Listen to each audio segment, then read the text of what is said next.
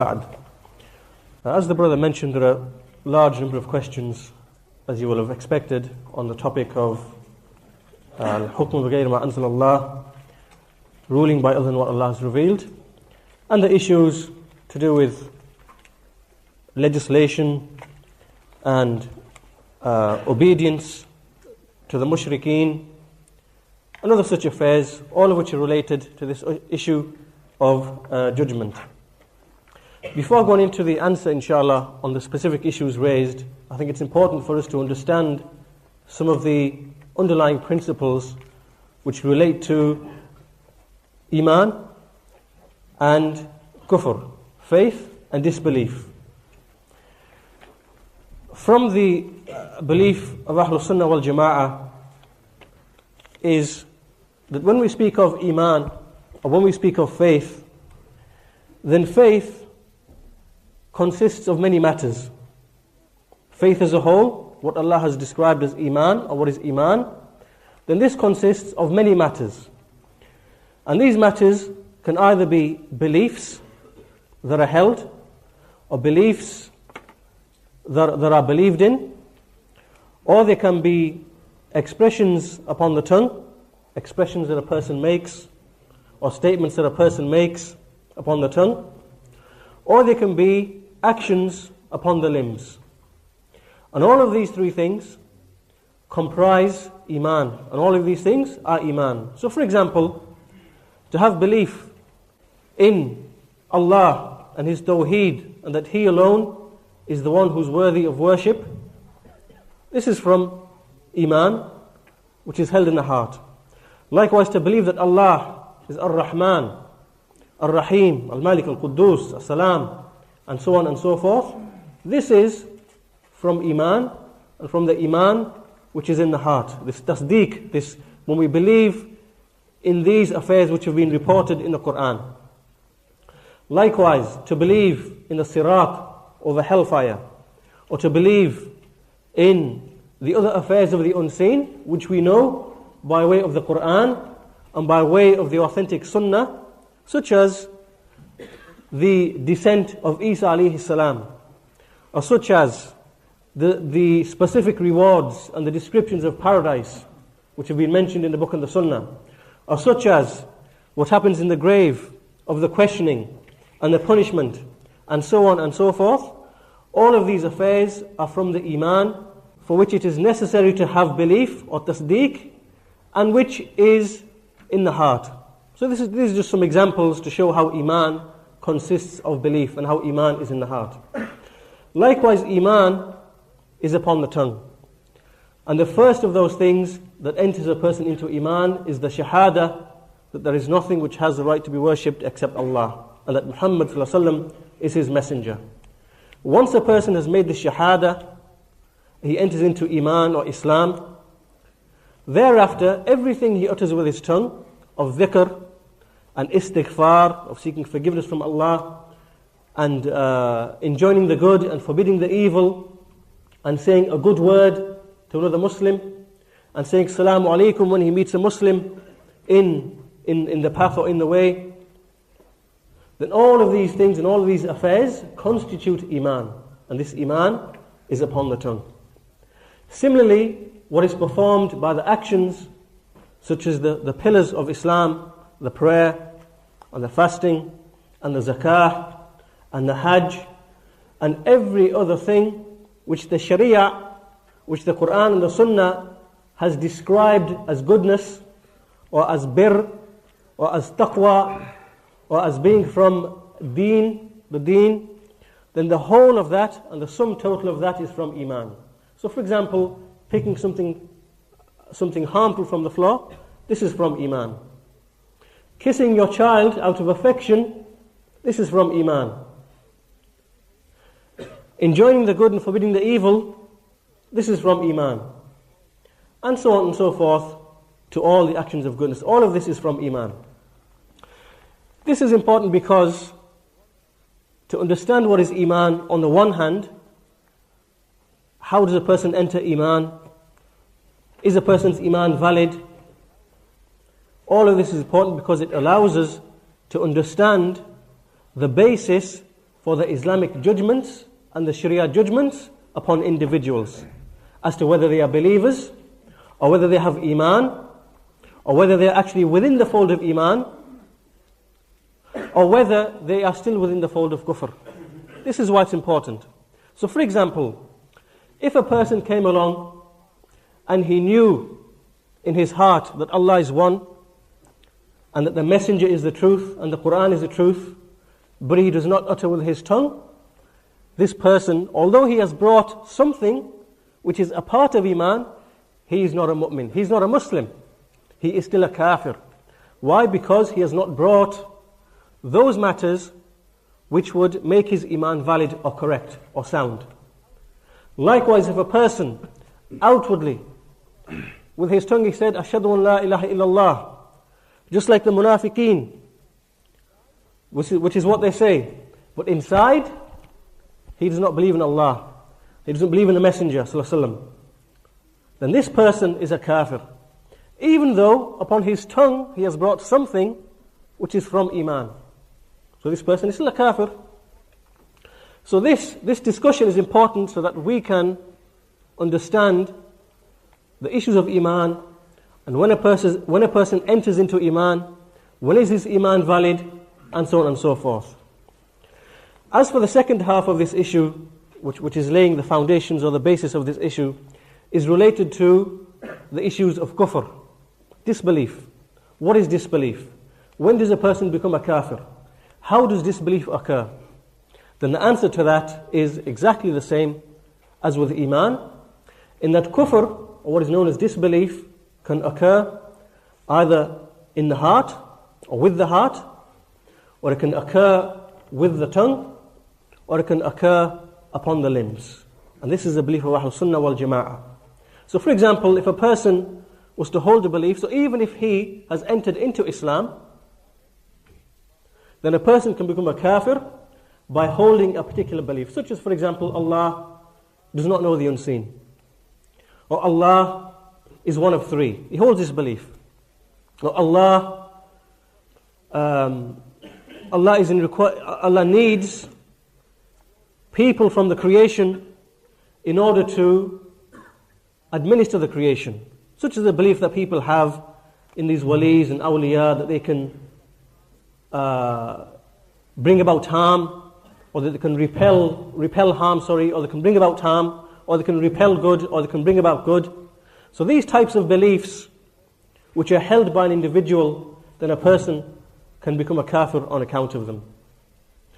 Likewise, a person can also become a kafir by verbally expressing something which necessitates disbelief. So for example, amongst those things are when a person, he mocks the religion, or he mocks Allah, or he mocks Allah's signs, or he mocks Allah's messengers, or he mocks the sunnah. This is an example of when a person can become a kafir. Or for example, when a person, he renounces Islam upon his tongue. Or for example, when he abuses a messenger, and so on and so forth, from those things which would necessitate disbelief. And finally, kufr also occurs on the limbs, what we see outwardly and physically. And as for the kufr which occurs on the limbs, then it's important for us to understand that whatever occurs on the limbs, then when we look in the text of the book and the sunnah and bring together all of those things which have been labelled as kufr and which have been described as kufr, then we find that these actions are of two types. Those actions which can only constitute disbelief. They can only be disbelief. They are only kufr akbar. Those actions which can have no other which have no other judgment except that they are kufr akbar. So from amongst these actions are those such as kicking the Quran, as long as you know it's the Quran and you're not mad or you're not possessed or you're not drunk and you're not insane, and you know this is a Quran and you intend to kick the Quran. This is an action which occurs on the limbs, which in and of itself has the ruling of being major kufr. Likewise, in the time of Allah's Messenger ﷺ, to fight against him, this is an action of major kufr. To fight him is an action of major kufr. Or for example, to prostrate to an idol, or to prostrate to some idol or a statue or something of that nature, to prostrate to him, this is an action of major kufr, and so on and so forth. So these are examples of those actions which occur on the limbs, which we know to be nothing but major kufr. So if a person falls into these matters, then we need to go through the process of takfir and the principles of takfir, which is that we make sure firstly that the person was sane, he wasn't insane. We make sure secondly that he didn't have some kind of ta'wil or false interpolation, which he had a misunderstanding. We make sure that he wasn't jahil. We make sure that he wasn't compelled. So we go through these processes to make sure that this man did whatever he did willfully, knowingly. And as a result, the judgment is pronounced upon him that he's a kafir, he's asked to repent. If he doesn't repent, then he is killed as an apostate. So there are those actions in the Sharia which are defined as such. Then there are other actions which, although they have been described with the word kufr, then they are not those actions which expel from Islam absolutely, unrestrictedly, without further investigation. So to give an example, Allah's Messenger ﷺ said, Sibabul Muslim fusuq wa qitaluhu kufr. That to revile a Muslim is sin, is fusuq. And to fight against him, to kill him, to fight him, this is kufr. So he used the word kufr. Likewise, in a hadith reported by Abu Hurairah, reported by Ibn Battah in his Al-Ibana, with a sound isnad, he reports that the Messenger of Allah ﷺ said that there are three things, hunna min al-kufr billah.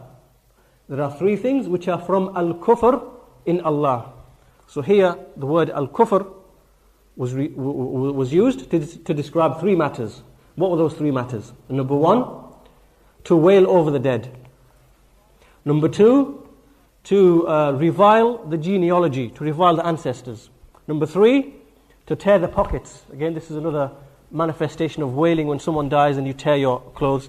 So he said that these three actions which occur with the limbs are from al-kufr billah, from kufr with Allah. And there are other examples to illustrate, to show that there are other actions to which the word al-kufr has been attributed. So this shows that there are some actions which occur on the limbs which automatically are not major kufr. Rather, we need to make sure that the person who has fallen into these actions has not brought something additional or something on top of that which would indicate that he has in reality brought the kufr which would take him outside the fold of Islam. And this distinction between the two types of actions has come from Shaykh al-Islam Ibn al-Qayyim rahimahullah. In fact, it's come from all of the scholars past and present. But just to give an example which summarizes the matter from the words of Ibn al-Qayyim rahimahullah, who says in his book As-Salah wa Hukm Tarikiha, so he says in this book that kufr is of two types: the kufr of juhud and inad, which is when a person he rejects something which is known from Islam, such as Allah's names or such as Allah's attributes and so on and so forth. And then there is the kufr of action, the kufr which occurs with the limbs. And then he says that from this kufr of action, it itself is of two types. That which negates iman from every single angle or perspective. And then he gives some examples. For example, to fight the Prophet ﷺ, or to kick the Quran. So these are those actions which negate iman from every single angle. And then there are those actions which do not negate iman from every single angle. And then he says, and an example of this, for example, al-hukmu bighayri ma anzal Allah, to rule by other than what Allah has revealed, and as-salah, tarku salah. Then he goes on later in the next few pages to explain with respect to this issue of al-hukmu bighayri ma anzal Allah, statements from the Sahaba, such as Ibn Abbas and Ikramah and so on and so forth, to show that the Salaf, they held tafsil in this matter, meaning they adhered to tafsil, research and detail in this matter. So after we've understood this foundation or this principle which I've laid for the answer, in which really we want to discuss the issue of kufr, and when does a person become a kafir, and this issue of ruling by other than what Allah has revealed, we can now focus on this specific issue after we've understood these basic principles. So the first thing that we need to know is, what is the Sharia hukm, what is the hukm shara'i upon this action of not ruling by other than what Allah has revealed. As for the other issues such as the different forms of tashri', we'll come on to that later on inshallah. But first of all, what is the Sharia hukm on this particular issue? And how do we arrive at the Sharia hukm on this issue? First of all, the ayat in question, وَمَنْ لَمْ يَحْكُمْ بِغَيْرِ مَا أَنزَلَ اللَّهِ فَأُولَٰئِكَ هُمُ الْكَافِرُونَ. And the other two ayahs in Surah Ma'idah.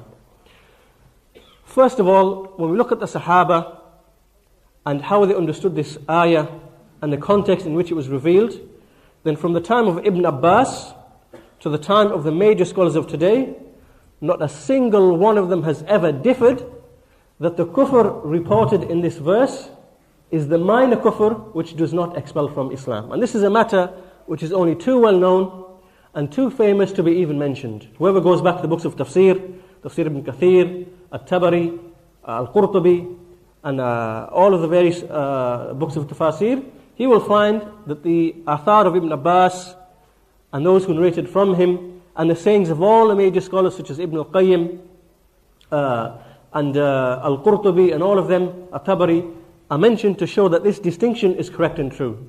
That this kufr mentioned in this ayah is not the kufr which expels from Islam. So therefore, built upon this, the tafsil that is required in order for this action to become major kufr is that the ruler, either he expresses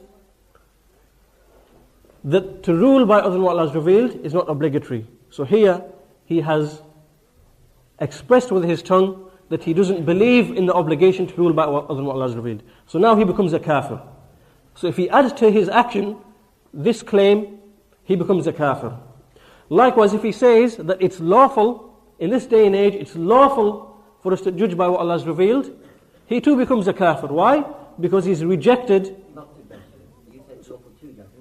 Whoever says it's lawful to not judge by what Allah has revealed, Jazakallah khairah, then this person becomes a kafir because he has made lawful that which Allah has made haram.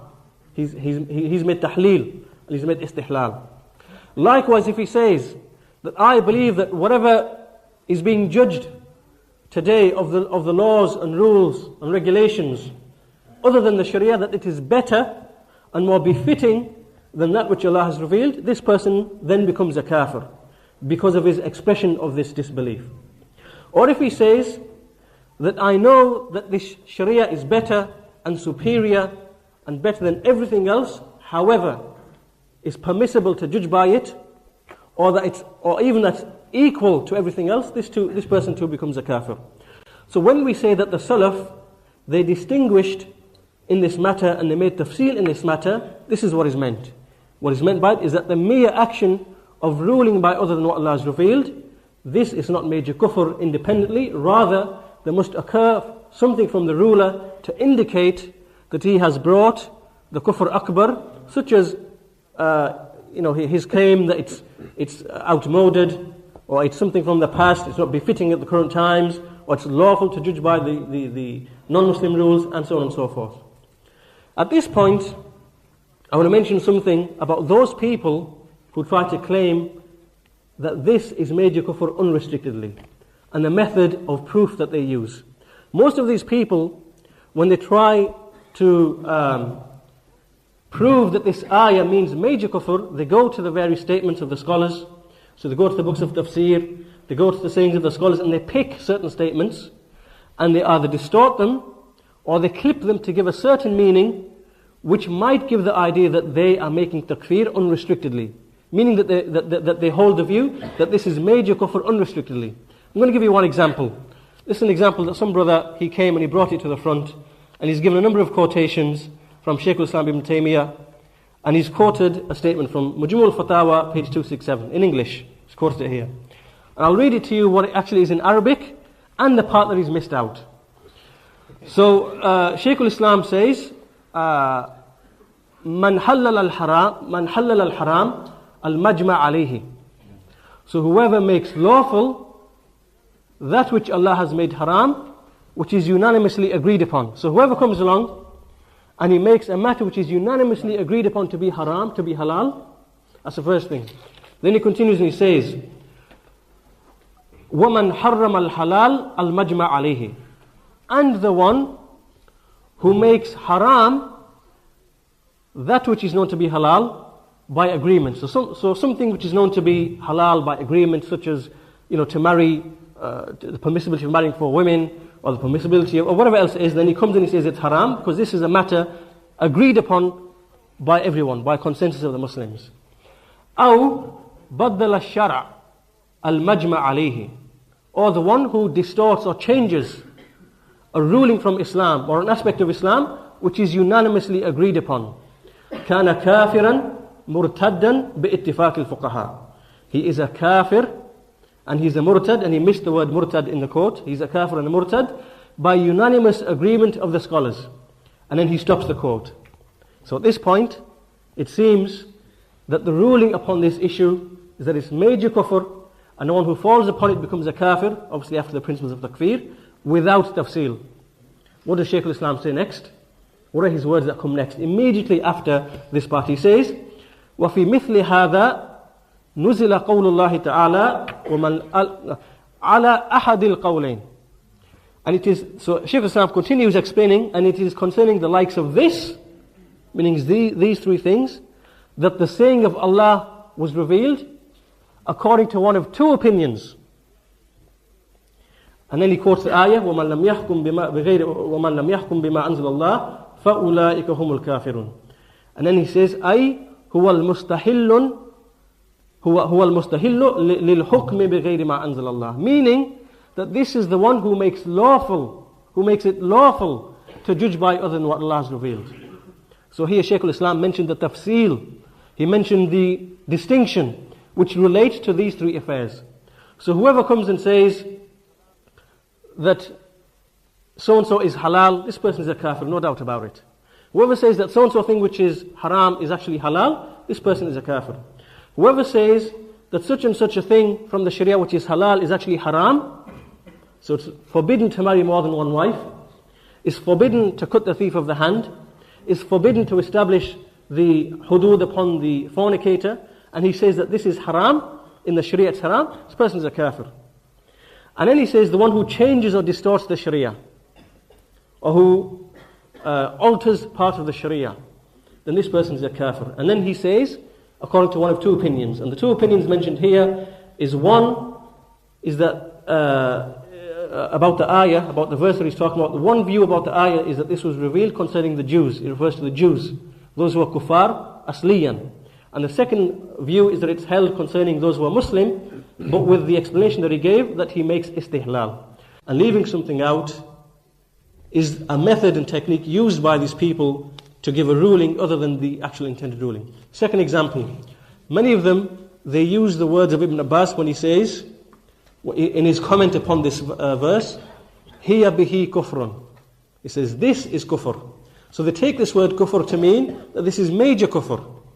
And again, this is batil, because we know from the various other statements of Allah's Messenger that this similar wording occurs in some ahadith, the hadith I quoted earlier, or another hadith, that there are two things on account of which the people commit kufr. And the word he used, huma bihim kufr. So Ibn Abbas said about whoever doesn't rule about Allah is revealed, hiya bihi kufr. And in another hadith that occurs concerning two matters, the Prophet said, huma bihim kufr. And what are those two things? Reviling the genealogy and wailing over the dead. So this shows that this wording in and of itself does not indicate major kufr. However, they take it to mean major kufr. And basically there are many other examples that can be given, but the point here is not to refute each and every distortion and fabrication and tahrif that they bring. The issue here is to illustrate the foundations and the principles upon which we need to address this particular issue. I'll finish with one more thing, inshallah, so as not to go on for too long. Is they bring another issue to do with obedience to the mushriks. So they quote a verse in the Quran, which is correct, and whose understanding is correct, where they say that Allah said to the Messenger ﷺ that if you were to obey the mushriks in treating certain matters to be halal or haram, then certainly you would be from the mushrikun. Now when we refer back, so what they say from this ayah is that to obey those people who rule or who make what is halal haram and haram halal, to obey them, the mere obedience in and of itself is major kufr. And this, if it's made absolute in this manner, is not correct. Rather, when you go back to the understanding of the scholars, so for example they quote from Shaykh Ibn Taymiyyah here. Now if you go back to Shaykh Ibn Taymiyyah in Kitab al-Iman, page 7, where he discusses the same thing, they won't take from his quote. Why? Because it goes against what they're claiming. Shaykh al-Islam quotes the hadith of Adi ibn Hatim, the one who said, when this ayah was revealed in Surah At-Tawbah, that they took their lords, the priests and the rabbis as lords besides Allah. So he said, but we never used to worship them. And so the Messenger replied that, did you not treat as lawful what they made lawful, what Allah had made haram? And did you not treat as haram what they made haram, which Allah had made halal? He said, yes. He said, that was your worship of them. So Shaykh al-Islam ibn Taymiyyah, when he quotes his hadith, he gives a tafsil. He breaks it down. He explains, when does this become major kufr, and when does it not become major kufr? So he says, as for when a person was to treat as halal what the scholars have made halal, but which is in fact haram. So if he believes, so for example, if a scholar comes along and he says, right, today we do not stone the adulterer anymore, and then a person obeys him in that while believing that this is correct, then this person is a kafir, and he's took them as lords besides Allah. And as for when a person, his belief in what is halal and haram is established, so he knows what is halal, what is haram, and whatever the priests and the rabbis make halal haram is not correct, but he knows this in his heart. However, he obeys them out of disobedience or for a particular objective, then this person is not a kafir. So Shaykh al-Islam himself is the one who makes this tafsil, but they don't quote from these words. One more thing to finish, inshallah, is another example to illustrate the same thing, is that they talk about this issue of wilaya, like the brother who sat here, and he said that to ally with the kuffar is major kufr. That this issue of wilaya is major kufr. Again, the same thing.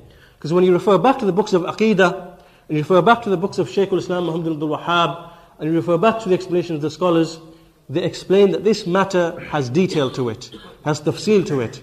And the proof that they bring is the example of Al-Hatib bin Abi Balta'a, who sought permission from Allah's Messenger to leave Medina and to go to Mecca, because he had family there. And that while he was in Mecca, he allowed him to openly support the mushrikeen against Allah's Messenger.